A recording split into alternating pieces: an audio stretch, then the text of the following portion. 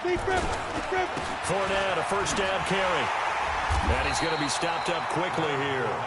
Just a yard up to the 39.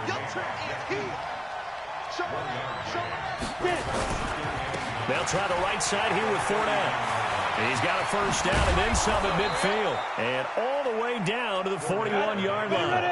That one a gain of 20 and a first down.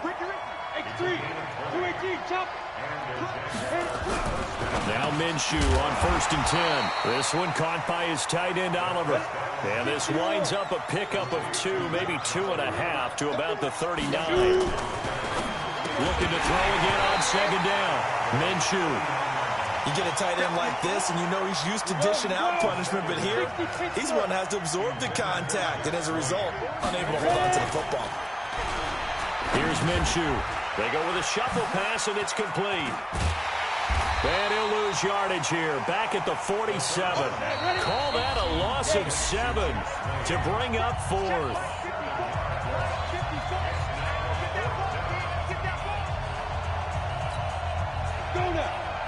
We remind you that coming up in 2 minutes' time, we'll hand you off to Orlando, where Jonathan Coachman will have highlights and analysis of this first half of action. Under pressure, he's going to go down. Look at this, way back around the 43. Off the edge, it's Tyrone Crawford with a sack. The D brought the house, they called the blitz, and they get to the quarterback, overwhelming the O-line. And I would love to know, and we'll find out later on, was that called before the play, or did they audible into it? Because defenses change plays as well as offenses. Sometimes they get the set they want. They go right to the blitz, and in this case, they nailed it. Got right to the quarterback, no chance on that 4th down. So after the incompletion on 1st, now 2nd and 10. They go back to Elliott. He's been busy. And brought down, but able to get it to their 30-yard line. Give them 14 on that one and a first down. A tough run by Ezekiel Elliott, the 4th overall pick in the 2016 draft. If you watch tape of him in college, you saw plenty of those runs, because I know the highlights showed him in the open field breaking away from people, but that's how he wore down defenses, those exact type of runs.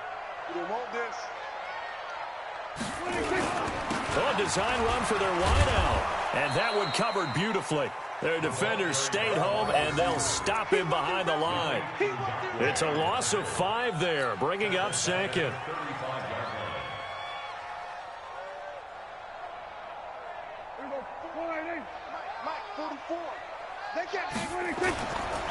On 2nd down now, it's Elliott. And for one of the few times here today, this run's not going to go anywhere. There for the tackle, the former Wisconsin Badger, Leon Jacobs. The Cowboys on 3rd down. They've been okay, 2 for 3 thus far. This will be 3rd and 15. A 20th carry here for Elliott. So he got free of 1 tackle, but couldn't do a whole lot else. Only a yard on the pickup there, and it's going to leave them with a 4th down. The Jaguars going to go ahead and use their first timeout, as they'll stop it with a little over 30 seconds to go in the first half of play. Now Prescott on 4th down. And is this intercepted? It is. It's intercepted. Picked off by the linebacker, Miles Jack. Now the Jags will use the 2nd of their timeouts as they stop it with 28 seconds to go in the first half of play. A little under 30 seconds to go. We'll see how they play it here on 1st and 10. And the catch made here by Marquise Lee. And way up past the 35 before he's taken down. The Jaguars now will use the last of their timeouts as the clock will stop with 21 seconds to go here in the first half. One play has him to the 37 here for 1st and 10. Throwing on 1st down is Minshew. He's going to sling this deep downfield. That'll be incomplete as the clock will stop with 14 seconds remaining. Line of scrimmage, again the 37 as they line up 2nd and 10. Now a fake on the give here as they try the run-pass option. And he coughed it up! Just a gain of a yard in what all likelihood will be the final play of the first half. That's it for the first half. 2 more quarters to go. We'll have plenty more to see after the break. And we welcome you back now. Alongside Charles Davis, I'm Brandon Gaudin, getting set for quarter number 3 here. The Cowboys will get the football first here, and they have the lead as well as we are underway in quarter 3. Fairly short kick, taking it to 14 here.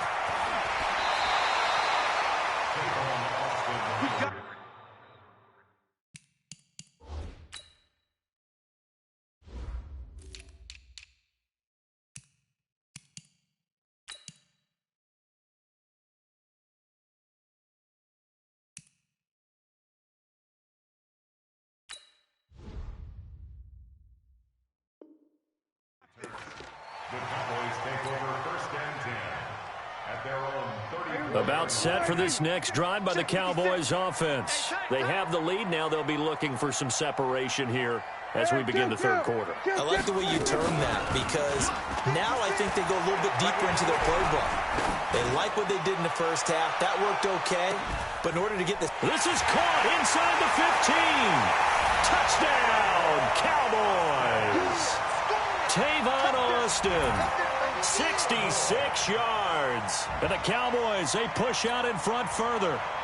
Charles, there aren't really any slow receivers, but there's fast and then really fast. He's really fast, and he showed off the afterburners there. And that he is, because when he took off, I was thinking there's no... And he's still sprinting. And just think about what that does for everyone else on his team, because his ability to stretch a field opens things up for the rest of the receivers on the team. Following the touchdown, here's Marr to kick it away. And this will be a touchback as that sails over the end line. Jaguars come to the line to start their next drive. And their halftime hole now even deeper, and they need a big drive here just to answer the first touchdown of the second half scored against them. They were down at the half. Now, as you mentioned, they're down a little bit bigger, but no time for discouragement. Just got to get back to it, right? Put your shoulder against the boulder and start pushing and try and get back to where you were to start the half. Come on now, Makai, you suck. You suck, Makai. No, Mike has an ass. Before being tackled. That one good for a gain of 13 for Jacksonville and a first down. Throwing on first down, but this one winds up to be incomplete. Well, Charles, as we peek back to week 1. City, they picked right up where they left off with Patrick Mahomes. Explosive on offense. How about Baltimore and Lamar Jackson? He's not just a single wing tailback, folks. He's a quarterback. And Tennessee, going into Cleveland, Marcus Mariota, Derrick Henry. Of the 40. 11 yards there, first down. So from Cowboy territory now, here's 1st and 10 at the 41. Minshew, 1st and 10. Wide open receiver complete. And he gets this one inside the 15, just a yard or two shy of the 10. The catch and run pays off for 29 yards. Quarterbacks love slant routes because the receivers are breaking right into their line of vision, and receivers love them as well because they're getting the ball on the move and able to catch it and try and get upfield and gain additional yards. Into double coverage, and it's intercepted. Picked off Byron Jones. And he'll bring it all the way back, just a yard or two shy of midfield. Well, partner, I want to revisit week 1. I got your positive takeaways from the first week of the NFL season. How about the bad stuff? Well, let's pump the brakes a little bit on the Super Bowl celebration in Cleveland. Yeah. They have to win some games first, and maybe now that's the best thing that could have happened to them. Maybe they can settle in because that's a good roster. Miami, we suspected it was going to be rough. I don't know that we suspected that bad on opening day. Jacksonville, the defense is supposed to carry this team. They got torched by Kansas City. And Pittsburgh just didn't show up against New England. And I don't think we expected that at all because I thought Pittsburgh's defense was really good in the preseason. The last run got a couple. Here's 2nd and 8. 56, right there, 56. They go to Elliott again. And he's going to take this across midfield into Jacksonville territory. Call it a gain of 5 that time, and they'll be left with a 3rd and about 4. On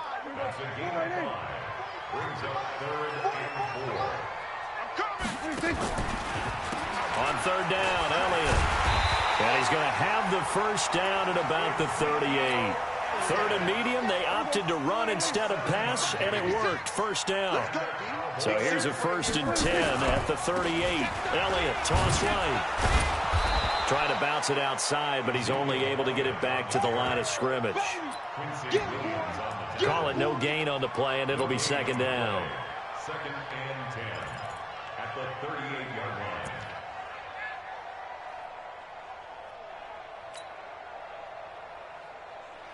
So after the run for no gain, here's 2nd and 10. I got you. I got you.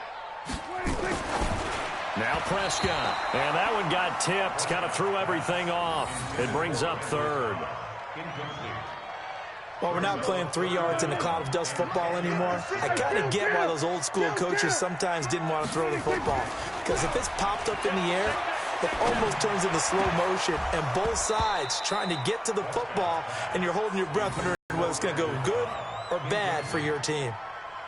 And now the 3rd down. He's going to throw it. They're not going to get it. They try to move the chains with a surprise, but it's a turn.